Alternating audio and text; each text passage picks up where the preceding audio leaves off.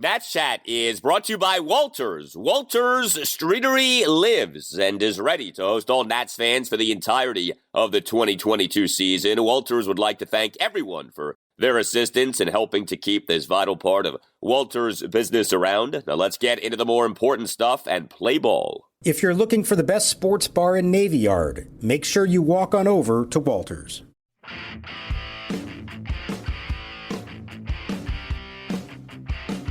He sets now on 2-2. Here's the pitch. Inside, and it hit McCann to the foot. And that will force a run home. The back foot slider, and the Mets take the lead with a bases-loaded hit by pitch. It's New York 1 and Washington 0. Both sets and pitches. Swing a line drive, base hit, right field. Cano will be waved home. Soto comes up throwing. The throw home is cut off by Bell.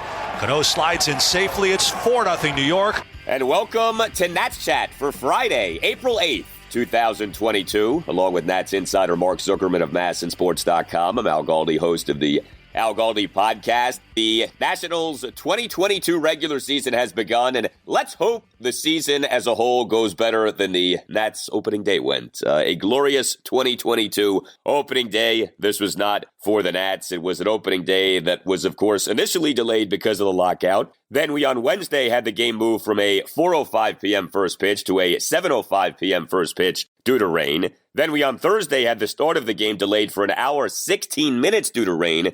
So the game didn't get going until 8:21 on Thursday night. The game then took 3 hours, 31 minutes, and the game ended up being a 5-1 Nats loss to the New York Mets at Nationals Park. Mark, not exactly the way we would have scripted this game for the Nats. No, and the problem, Al, is that I think we saw some things crop up during this game that we saw late last season and that we were kind of worried about coming into this season. And it's a little bit discouraging when you see those sort of worst fears come true. We saw a lineup that just did not take advantage of the opportunities that they got.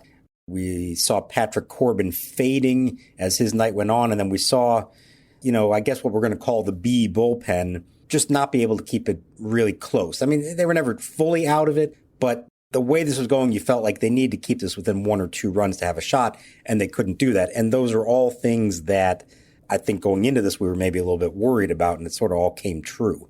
Yeah, no doubt. I'd actually like to begin with Patrick Corbin. So look, we've had the Corbin conversation many times. It's very telling that he is the Nats opening day starter off the last 2 seasons that he has had. But here you are, right? 18 games in 18 days to begin the season. It's not like the Nats pitching staff projects to be great to begin with. And in game 1, your number 1 starter, your opening day starter, lasts for just 4 innings. And it's like, here we go. Right from the get-go here, Davey Martinez is forced to lean on his bullpen heavily. 5 Nats relievers end up being used on Thursday night. And, with Corbin, it was tricky because it's not like he got rocked in this game, 2 runs in 4 innings, but he certainly fell apart in that top of the 5th inning. And while he did toss the 4 scoreless innings before the top of the 5th, there were some caveats to that. He needed 20 pitches to get through that scoreless top of the 1st. He got bailed out by a beautiful defensive play, a terrific relay throw by Alcides Escobar in the top of the 4th off having given up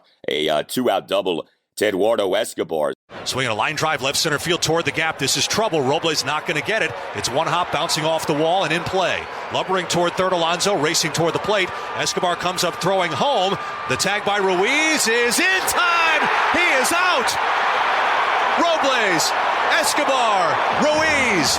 They gun him down at home, keeping this game scoreless. I don't want to overstate it and say that like Corbin was, wretched in the game or anything like that. He wasn't, but you clearly wanted more than 4 innings. He threw 76 pitches over the 4 innings. Yeah, look, I actually thought there was some good in there. Those first 3 innings in particular, 3 2/3 innings, he's commanding his fastball in on right-handed hitters. He was getting strikeouts with that. He's using his changeup fairly effectively. The slider was pretty good. Retired, I think it was 10 batters in a row at one point, and you're thinking, okay, this is turning out all right here. And then it kind of turned pretty quickly. Now, like you said, he was bailed up by his defense. Let's go back to the first inning. The Keibert Ruiz caught stealing of Starling Marte, a perfect throw right on the money to get him. Now the runner goes. The pitch is high. Ruiz with a throw. It's going to be close, and he is out at second base. and he is cut down by Keibert Ruiz in his first attempt to throw out a runner this year. What a throw! That quashed the first inning rally, and then you mentioned the relay play, which, look, Victor Robles' throw was offline. It was not really where it should have been, and Escobar, to his credit, got to it, and then, without even setting his feet, fires a perfect strike to the plate to Ruiz to get the stumbling and bumbling Pete Alonso for just a huge out that ends that inning. That could have gotten a lot worse if they don't make that play. So, but up to that point, I liked what I saw from Corbin. He just really seemed to fade quickly there. And I don't know if that's just a case of, the short spring, he wasn't really stretched out the way you would like to be. All of a sudden, you're in the cold on opening day, and it's a much more competitive environment, and maybe just run out of gas before you would hope to. Maybe it was that. Maybe there was something else to it. He was frustrated by the walk, by the hit batter there that ended his night. But I want to look at the positive there and say 5 days from now, his arm's a little stronger, and then 5 days after that, that maybe that is some encouraging stuff there of what he may be able to do and just sort of finish what he started, which he was not able to do in this one.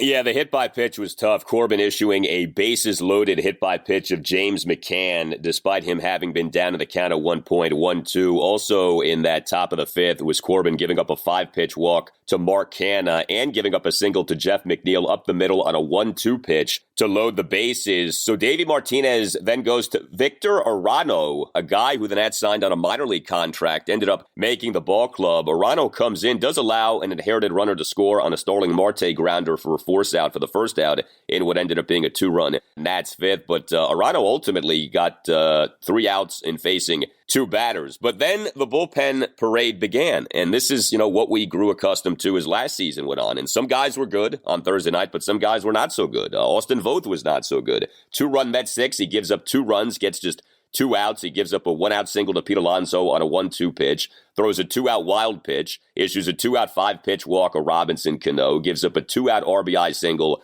to Mark Canha, and gives up a 2-out RBI single to Jeff McNeil, despite him having been down to the count of 1.12. Andres Machado comes in, and he struggles. Comes into the game with runners at the corners, 2 outs, top of the 6th. Issues a 2-out hit-by-pitch to James McCann to load the bases, despite McCann having been down at 1.12. Machado does then induce a grounder by Starling Marte for an inning-ending force-out, but Machado then gives up a run in the top of the 7th. Leadoff double by J.D. Davis to left field on a 1-2 pitch, followed by an RBI single by Francisco Lindor to left center field. Patrick Murphy did toss a scoreless top of the 8th, although he gave up back-to-back singles to Robinson Cano and Mark Canha to begin that inning. And Mason Thompson tossed a scoreless top of the 9th with 3 strikeouts, although he issued a 2-out full-count hit-by-pitch of Pete Alonso and also issued a 2-out 6-pitch walk. A lot of hit-by-pitches by Nats pitchers on Thursday night, Mark. And they all came with 2 strikes, Alan. That was something that Davey afterwards was frustrated by. I didn't like the 3 batters hit with 2 strikes, that's for sure. I mean, that's got to go away fairly quickly. That inability just to put away hitters. When you get ahead of them in the count, 2 strikes on a hitter, 2 outs in a lot of these cases, and they can't finish it off. That's something that's got to improve. That's no way to try to live life if you're consistently coming 1 strike away from ending an inning and then it spirals out of control. So that is something that they want to be much better. Austin Voth, we saw a lot of this from him last year. It was pretty discouraging to see that again in his very first appearance. And, I thought it was telling who Davey went to, the first guys. Victor Arano, first guy out of the bullpen on the season. Now, Arano did well. I mean, he did exactly what he could have, everything you could ask him to do in that situation. Bases loaded, nobody out. Back-to-back grounders to third. He gives up the 1 inherited run, but that wasn't his fault. But for Voth to be the second guy in what was still a close game, 2-0 at that point, and all of a sudden it's 4-0 is really discouraging. Now, like I said, these are the B bullpen guys with the team trailing. I would imagine on Friday, let's see how the game plays out. But if it's a competitive game, or even if somehow they have a lead, we'll probably see Doolittle, Cishek, Rainey, Finnegan. That's the A bullpen as currently constructed. And I want to believe that that group is going to be better than this one. But it's really important, even for the lesser guys, to just put up some zeros, keep the game within reach. Once it gets to a 4-run deficit, it really felt daunting on this night. It just did not feel like that's something that the Nationals were going to overcome.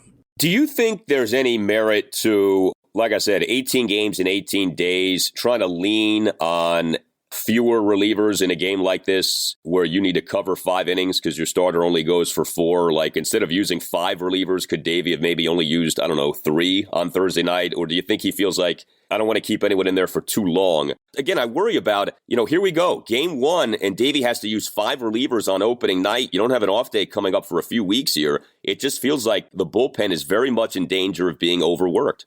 Yeah, this is why they're carrying 10 relievers, though. In theory, 5 of them pitched in game 1 and 5 of them will be available for game 2. Now, that's not a pattern you want to get into over the long haul. But for now, you kind of have to know that was going to be a possibility. If anyone was ready to go multiple innings, then I'd say, okay, that's fine. But I don't know that any of these guys really were, although, who was it? Machado came back out after he finished one of the innings. Yeah, he went 1 1/3. So he was able to do that. It's a fine balance. When you're only getting 12 outs from your starter, it's already setting everybody else up to be in a bad position. So that, number one, can't keep happening. You got to get at least 5 innings from your starter, and you would hope that Josiah Gray can do that in game 2. But I think for now, you're more likely to see a bunch of relievers for 1 inning until they've built up a little bit more, and then maybe you start saying 2 innings. There's an argument there that he could have brought in Paolo Espino to get a couple of innings and maybe save the rest. But I'm sure in the back of his mind, he's also thinking, if any one of my starters the next few nights gets knocked out early, I got to go to Paolo at that point. So it's almost like he's the secret weapon. We want to use him now, but you don't want to burn him out because you might still need him later. And it's a tricky spot to be in for a manager. Yeah, and I think it's funny that you say that because Patrick Corbin did, in theory, get knocked out early, right? He only went 4 innings, but we almost look at that as like a modest achievement for Corbin, given how bad he was last season. So, yeah, you got to get more than 4 innings out of a guy. I understand you had the abbreviated camp, but geez, that's nowhere near the Patrick Corbin that the Nats need him to be. Hey guys, it's Al Galdi for Window Nation. Get your degree in savings during Window Nation's spring break sale. Get 2 free windows for every 2 windows that you buy for as many as you need, and make no down payment and pay no interest for 24 months. Just call 866-90-NATION or visit windownation.com. As you surely know, we have been having very up and down temperatures lately. With up and down temperatures, it's difficult to stay comfortable in your home with old drafty windows. The longer that you have old drafty windows, the more money that you waste on your heating and cooling bills. Window Nation has saved customers over $60 million on energy bills. Buy 2 windows, get 2 free. Pay nothing for 2 years. No money down, no payments, and no interest for 2 full years. Save thousands. These are savings that you'll only see once this year. Window Nation has installed over 1 million windows and has an A+ rating from the Better Business Bureau. Call 866-90-NATION or visit windownation.com. That's 866-90-NATION or visit windownation.com. And tell Window Nation that Al Galdi sent you. The 1-0. Swinging a long drive right field. How about a home run on opening night? This one is going, and long gone. Into the first row of the second deck, just to the left of the Nationals bullpen. And Juan Soto's on the board, ladies and gentlemen. Puts the Nationals on the scoreboard for the first time. It's now the Mets 4, the Nationals 1. The Nats pitching was shaky on opening night. The Nats offense really didn't do much on opening night. The Nats for the game, just the 1 run, just 6 hits, just 2 walks, 10 strikeouts, 1 for 7 with runners in scoring position. All of this happens despite Tyler McGill being the Mets opening night starter. No Jacob deGrom, he's out right now due to a right shoulder injury. No Max Scherzer until game 2 of this series with him having dealt with a sore hamstring. And there just was not a lot happening for the Nats offensively, but there was Juan Soto happening. And, if you're going to give Nats fans reason, those Nats fans who were able to stick it out for the game on Thursday night, then at least you could say, hey, those fans got to see Juan Soto smash an absolute bomb to the second deck in right field. What a shot that was. It's interesting with Soto, bottom of the 3rd, runners at the corners and 1 out. He strikes out swinging on 5 pitches, but bottom of the 6th, a 1-out solo homer to the second deck in right field off Mets reliever Trevor May. The homer per StatCast going a projected 428 feet and traveling 111 miles per hour. That was some shot by Juan Soto. And did you see the catch by the kid in the second deck? On the fly, in the glove, his dad was like the most beaming, proud dad. He's yelling, "That's my boy, that's my boy." That was great. Juan Soto homered in this game. Juan Soto walked in this game. This is not the last time we're going to say both of those things happened in a game. You just hope that he does more than that, and that the home runs in particular are a little more meaningful than this one was. Not his fault that nobody was on, but like you said, he did come up with 2 on in the third, runners on the corners, and he got a fastball over the plate. It's 98 miles an hour. It's up in the zone a little bit from Tyler McGill, but Soto whiffed at it. And, not saying that's going to happen all the time with him, but you can't say he didn't get his shot. You can't say the Mets didn't go after him, because they certainly did. So that was a little bit disappointing the one time that he didn't come through. Really, though, to me, it's the bottom of the order in this game. Their 6 through 9 hitters go 1 for 13 with a walk, a sac bunt, which we can talk about if you like, from Victor Robles, and 6 strikeouts from that group. So on a night when Soto homered and walked, Josh Bell singled, Keibert Ruiz had a really nice night at the plate, got on twice. The 6, 7, 8, 9 hitters, Thomas, Franco, Escobar, Robles, they're going to have to come through. There can't be a black hole there, because they're going to come up with guys on base. If you're going to sustain any kind of rallies, it cannot just be that vacuum at the bottom of the lineup, which it was in this game. Yeah, it was also a rough night for Nelson Cruz. He went 0 of 4. Josh Bell didn't have a great night, 1 for 4 with an infield single that, to me, should have been an error. I thought Robinson Cano should have made that play. That was what you would call generous home stadium scoring, which is fine. I mean, I'm all for Josh Bell getting credit for a hit there, but that was a grounder that Cano should have made a backhanded catch on. But I will say this, I am a big fan of Davies' lineup from a standpoint of Juan Soto in that 2 spot. I think that's beautiful. I think that's exactly what you do. You put your best batter in that 2 spot. You move up everyone, so Cruz is in the 3 spot, Bell is in the 4 spot, Keibert Ruiz in the 5 spot, Lane Thomas in the 6 spot. I think that lineup makes a lot of sense. I do have questions about this commitment to Cesar Hernandez as a leadoff batter, but let's see how he does. I mean, I'm not going to completely write him off. For game number 1, he went 1 for 4. With an infield single. But you mentioned Keibert Ruiz. You could argue that he was the single biggest bright spot for the Nats on Thursday night. Very good both offensively and defensively. So he was a Nats starting catcher, number 5 batter, 2 for 4 with a double and a single and 101 on runners trying to steal. Top of the first, an absolute bullet of a throw to gun down Starling Marte on an attempted steal. Bottom of the second, a went-out double off the base of the wall in right field of Met starter Tyler McGill. Bottom of the 6th, a 2-out single to right field. And on that aforementioned Alcides Escobar relay throw, underrated part of that play, Ruiz, a nice catch and tag. The throw was a straight line throw. It ended up coming in low to Ruiz. He makes the catch, applies the tag. There was a lot to like from Keibert Ruiz on Thursday night. There was a whole lot to like. I agree. He's the star of the game, at least, from a big picture standpoint. That's exactly what you want to see from a young catcher. I'll say a couple things that I agree with you. I'm glad you mentioned the catch and tag on the great relay throw. How many prior Nats catchers would have finished that play the way that Keibert Ruiz did? I can think of a few who may not have been as successful at first catching the ball and then making the tag appropriately. So that was really nice to see. The throw was perfect. It's actually been a little bit of an issue of him this spring. I was not totally impressed with his throwing abilities. A lot of throws that tailed away from the second baseman and wound up in center field. So that I thought was really good. And at the plate, we talked about it at the end of spring training. He looks like the real deal there. And you saw it here in this game, the double off the wall, the single, the drive to the warning track in the 4th inning that for a split second had the crowd about to burst. And then it died at the warning track. Let me tell you guys, on April 7th, that's not going anywhere. On July 7th, that's going to end up in the shrubbery out there beyond the outfield fence. So arguably he hit 3 balls well enough for 3 hits and one of them to be a home run. I was really encouraged with him in this game. And on his first opening night, a lot of attention on him, obviously, and he didn't seem fazed at all. I thought he called a good game, obviously played well, defensively, and certainly hit well. So most encouraging thing in this entire game for me is Keibert Ruiz. I gotta say this. I think it's funny that on that relay throw play, it's Victor Robles who gets credit for an outfield assist. As you said, the throw was offline. The guy who made that play was Alcides Escobar, and then, to a lesser extent, Keibert Ruiz. I really wish that we could adjust this. I mean, look, I guess you could say Victor did ultimately get the ball to Escobar and the play was made, but if you're going to credit someone with an assist on that play, if you're going to give someone a gold star for that play, it really is Alcides Escobar. Like, he deserves credit for the quote-unquote assist, not Robles. 100%. That was a fantastic throw. He is running to get to the ball and then off balance, never having time to set his feet. How many other guys try to make that play and the ball just, sails on them and goes somewhere that's not supposed to? They had a good night defensively. Franco felt like every other ball was being hit right at Franco at third base. He did a good job there.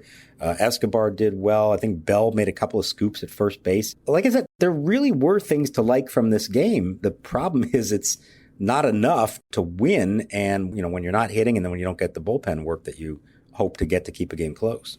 All right, the Nats on Thursday morning set their opening day roster, made a variety of transactions, including placing a number of players on injured lists. Stephen Straburg is on the 10-day injured list due to his recovery from thoracic outlet surgery. A-Ray Andrianza, no surprise, is on the 10-day IL due to that left quadriceps strain that he suffered in an exhibition game now 2 Thursday nights ago. The Nats put Will Harris on the 60-day injured list due to what the Nats have called right pectoral surgery. He just had this cleanup surgery off his thoracic outlet surgery. And the Nats put Seth Romero on the 60-day IL due to a left calf strain. Boy, things never are trending well with Seth Romero. But with Will Harris, I don't know, 60-day IL? I was a little surprised by that. I thought it might be a 10-day IL thing for Harris. But did you anticipate him being placed on the 60-day IL? I think that's one of those that is borderline. Does he really need that much time? Maybe not. But they needed to clear a bunch of roster spots. They had 4 guys who were in camp on minor league deals make the opening day roster. So you have to clear 40-man roster spots for them all. They DFA'd Gabe Klobosits, and then they used the Andrew Stevenson move from last week to clear a spot. And then they used 60-day IL moves for that. So that may have had a little bit to do with it. When he had the follow-up procedure, I think what Davey told us was that it's going to be 3 to 4 weeks before he starts throwing again. So in theory, if you're starting from scratch again, it could take you another month from that point. So that's, approaching 2 months now. So I get it. It's maybe not ideal, but I think the combination of that and knowing they needed to clear another roster spot, it just made the most sense to do that, not instead of cutting somebody else. Now, Romero, you could argue, why not just cut ties altogether there? Obviously, they're not ready to do that, despite the fact that to this point, he has been a bust. I don't think there's anything wrong with saying that. Nothing has gone right for Seth Romero since the day the Nationals drafted him. They haven't given up on him yet, but at this point, it's going to take a pretty amazing turnaround for him to salvage anything with them. In Strasburg's case, I was glad to see they didn't put him on the 60-day. That's maybe at least some indication on their side that they think sometime in May is doable. Put him on the 60-day now, it's going to be June before he's eligible to come back. So that's, maybe a little bit something encouraging there for him, because I thought there was a chance, knowing they needed to clear these roster spots, I thought there was a chance that Strasburg could go on the 60-day as well. Yeah, Seth Romero, number 25 pick in the 2017 MLB draft. He has been a bust. He got arrested this past January 14th and charged with driving while intoxicated. I think a lot of us thought that was going to be it for Seth Romero in the Nats organization. For whatever reason, it is not. But here he is now on the 60-day IL with a left calf strain. So with Will Harris, real quick, Davey Martinez on Tuesday morning revealed that Harris had undergone a follow-up procedure to clean scar tissue that remained from his thoracic outlet surgery. So, it wasn't just Strasburg who underwent that procedure last year. It was also Will Harris. Last June, he underwent that procedure. And I guess it's a reminder of, okay, you undergo thoracic outlet surgery. You're not out of the clear, and it's not just about coming back from the surgery. There may be lingering things. There may be a follow-up procedure that needs to be done. And so, as we monitor Strasburg, I know that that's something to keep in mind of okay, hopefully he's doing well, but we don't know what else might pop up with him as he mounts his comeback. Yeah, and it's why we've been saying all along that this isn't like Tommy John surgery where there's a clear rehab program and everybody kind of does it the same way. And when you're done with it all, you're back to normal. In a lot of cases, unfortunately, pitchers who have this thoracic outlet surgery are never really the same. They may be quote unquote healthy and not have any discomfort or pain in their arms, but that doesn't necessarily mean they regain the velocity, the command, the stuff, whatever that they used to have. And so it's a huge question mark. You hope in both guys' cases that they do ultimately come back and resemble the pitchers they were prior to the surgery, but I don't think you can count on that. And the Nationals would love to get 20, 25 starts from Strasburg. That would be great, but I'd be careful not to just assume that, and also not to just assume even if he makes 20 starts, that they're going to be 20 quality starts. It may not be the old Stephen Straburg. It may be a completely different pitcher that we see when he does finally return. Yeah, and we don't know if there might be another ailment that comes up with him. It's like there's this presumption that the thoracic outlet syndrome explains all of these ailments he's had these last few years. That's a theory, and that may well be a correct theory, but we don't know that with certainty. We don't know that all these little things that have been popping up were all related to the thoracic outlet situation. So, we know his durability has never been a particular strength of his. So, we don't know if other things are going to pop up with him as he's trying to undergo this comeback. So we'll see. But obviously, hoping for the best. It's crazy with Will Harris. I mean, we've talked about this with Mike Rizzo. Darned if he does, darned if he doesn't with relievers. This is the final season of a 3-year, $24 million free agent contract to which the Nats signed Harris January 2020. He has pitched a total of 23 2/3 innings with the Nats. It's another one of these reliever signings that just has not worked out. So we'll see what ends up happening. $1 million per inning pitched at the moment. Yeah, I mean, isn't that crazy? And, he's a guy, it's nuts. His previous 5 years, 2015 through 2019 with the Houston Astros, he was good. He was mostly durable. He was older when the Nats signed him, but this was not a signing that people scoffed at. We were like, okay, this makes sense. And it just has not worked out at all. Well, game 2. Friday night.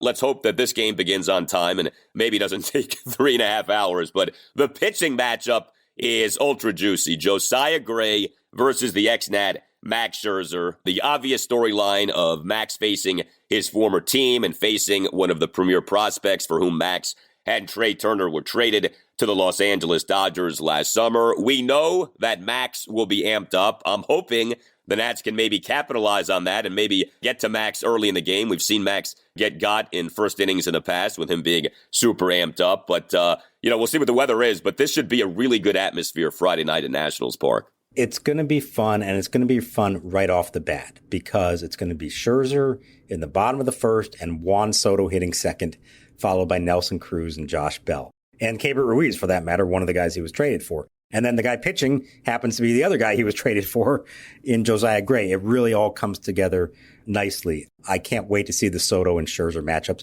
Will Juan give the shuffle to him? What will Max's reaction to the shuffle be? Will there be any, playful back and forth at all, or even a nod or a wink or anything? Or is it going to be all business?